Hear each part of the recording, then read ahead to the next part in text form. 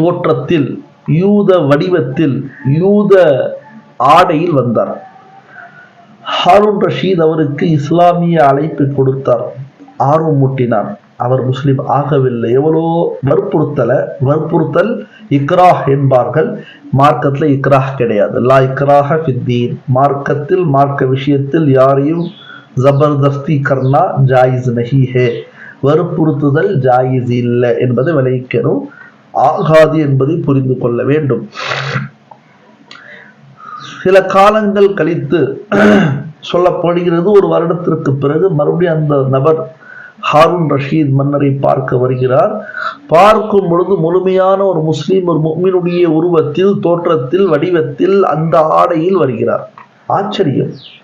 ஹாரூன் ரஷீத் கேட்டாங்க, முஸ்லீம் மாதிரி வந்திருக்கீங்களா அப்படின்னு கேட்கும் பொழுது, இல்லையா, இல்லை ஹுசூர், நான் முஸ்லீமாகவே வந்திருக்கிறேன், உண்மையான முஸ்லீமாக வந்திருக்கின்றேன் என்று அவர்கள் சொல்கிறார்கள். என்ன ஆச்சரியம்! ஒரு வருடத்திற்கு முன்னால் நான் எவ்வளவோ சொன்னேன், நீங்க கேட்கல, இந்த மாற்றம் எப்படி வந்தது என்று சொல்லும் பொழுது, அவர் எழுத்தாளராக இருந்தார்.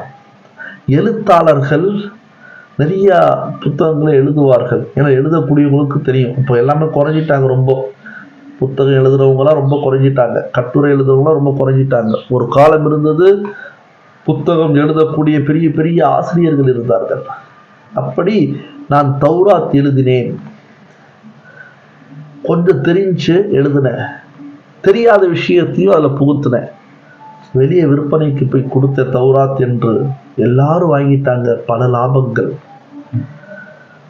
யூதர்கள் குறைவாக இருக்கிறார்கள், அவர்களுடைய கிதாபுக்கே இந்த மகிமை என்று சொன்னால், இஞ்சில எழுதினால், அதாவது பைபிள் என்று சொல்லப்படுகின்ற ஈசா அலைஹி ஸலாத்து வஸலாம் மீது இறக்கப்பட்ட இஞ்சில எழுதினால், இஞ்சில எழுத ஆரம்பித்தேன், தெரிந்த அளவுக்கு எழுதினேன் உண்மையை.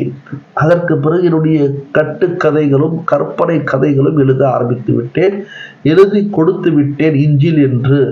அதையும் பல பேர் வாங்கினார்கள், பயன்பெற்றார்கள். நானும் பெரிய லாபம் அடைந்தேன்.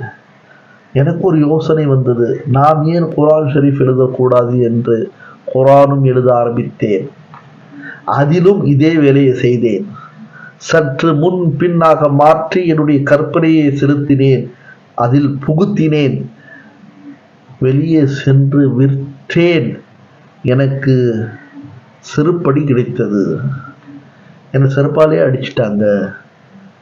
ஏன் என்று கேட்டால், குர்ஆனில் இல்லாத பல விஷயங்கள் நீ எழுதப்பட்ட, நீயாக உருவாக்கிய குர்ஆனில் இருக்கிறது என்பதை அவர்கள் உடனே சொல்லிவிட்டார்கள். என்றால் குர்ஆன் அல்லாஹ்